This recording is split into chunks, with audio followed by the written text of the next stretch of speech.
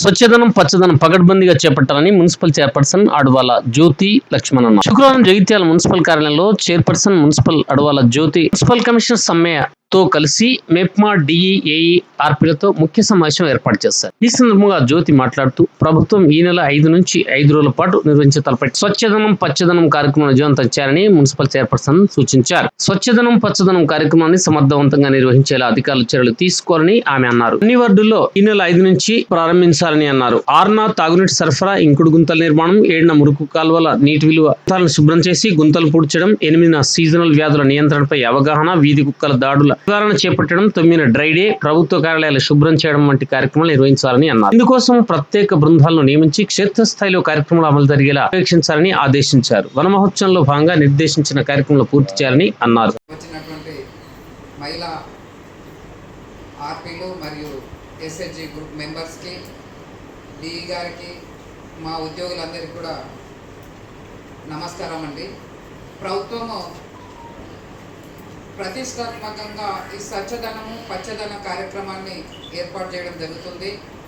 దీంట్లో ఒక్కొక్కరు 5వ తారీఖు నుండి 9వ తారీఖు వరకు ఏ పనులు చేయాలి, వాళ్ళని ఏ విధంగా ఉంచాలి, ఇప్పుడు మన ముందున్నటువంటి డెంగ్యూ జ్వరాలు ప్లస్ ఈ కుక్కల బెరద నుండి మన ఇంట్లో వెళ్ళబడుతున్నటువంటి చెత్త చెదారాన్ని, మన పరిసరాలని ఏ విధంగా పరిశుభ్రంగా ఉంచుకుంటే మనము ఆరోగ్యంగా ఉంటామనే దాని మీద ఈ ప్రోగ్రాము చేయడం జరిగింది. ప్రజల్లో ముఖ్యంగా అవేర్నెస్ను, వాళ్ళలో అసలు ఏది మంచి ఏది చెడు అనే దాన్ని అవేర్నెస్ కల్పించేది ఎవరంటే రిసోర్స్ పర్సన్స్.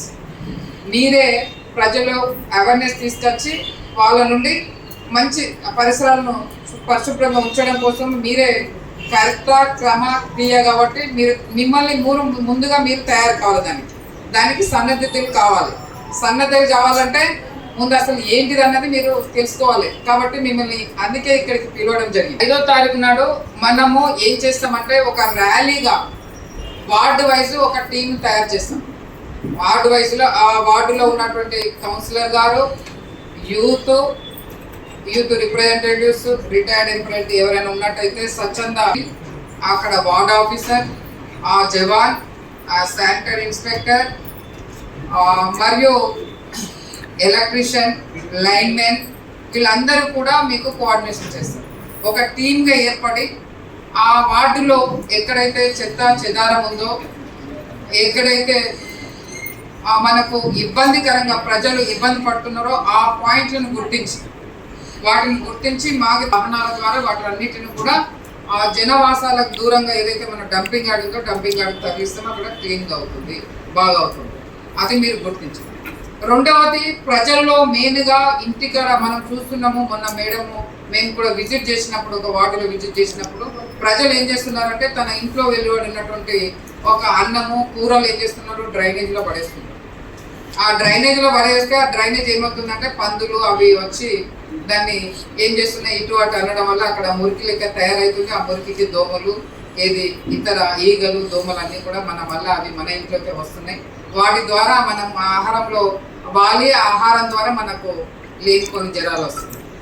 కాబట్టి ప్రతి ఇంటి నుండి, ప్రతి హౌస్ నుండి కూడా ఏంటిది డ్రై వెట్ అంటే తడి చెత్త పొడి చెత్త అన్నటువంటి తీయాలి. కార్యక్రమానికి ఇక్కడికి విచ్చేసిన గౌరవ కమిషనర్ గారికి, గౌరవ డి గారికి, గౌరవ ఏఓ గారికి, అలాగే మా అధికారులందరికీ, మరి పిలవగానే ఇక్కడికి విచ్చేసిన మా ఆర్పీలందరికీ, మా రజిత గారికి, సునీత గారికి, రాధా గారికి, ఇంకా అందరికీ, ప్రతి ఒక్కరికి హృదయపూర్వక నమస్కారాలు.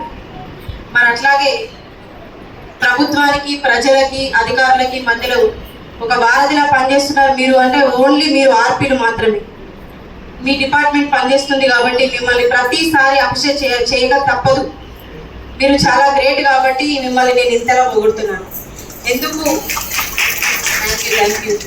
ఎందుకు అని అంటే ఒక ఇంటికి వెళ్ళి తడి చెత్త అయినా పొడి చెత్త అయినా మీరు ఇవ్వమని చెప్పేది మీరు మాత్రమే. ఇది ఇట్లా చేస్తారు, మీరే ప్రతి ఒక్కటి చూసుకుంటారు వార్డులో. మీరు మొన్న మీటింగ్ గౌతమ్ రెడ్డి సార్ వచ్చినప్పుడు కూడా మనం ఇదే మాట్లాడుకున్నాం. ఒక మహిళ తలుచుకుంటే ఏదైనా సాధించగలుగుతుంది. ఇప్పటికీ మన జగిత్యాలకి మంచి ఉంది. మరి 6 నెలల లోపల మనం కమిషనర్ గారు ఉన్నారు, నేనున్నాను కాబట్టి మనం మళ్ళీ ఒక్కసారి గ్రీన్ సిటీ క్లీన్ సిటీ అని ఒక అవార్డు తీసుకుందాం అనేది నాది ఒక కోరిక ఉంది. మరి మీరందరూ తీర్చాలని చెప్పేసి నేను కోరుకుంటున్నాను. ప్రతి ఒక్కరి ఇంటింటికి వెళ్ళి, అంటే అప్పట్లో ఒక 2-3 సంవత్సరాల క్రితం అయితే ఖచ్చితంగా ప్రతి ఒక్కరు వెళ్ళి, దాదాపు 1.5 year నుంచి గ్యాప్ వచ్చింది. మరి ఎందుకు వచ్చిందో నాకైతే తెలియదు. ఇక అది ఏంటిది అనేది మీకు మాత్రమే తెలుస్తుంది. బట్ ఇప్పుడు నేను వచ్చినా కాబట్టి, నేను వచ్చినాక 10 daysకి ఎలక్షన్ కోడ్ వచ్చింది.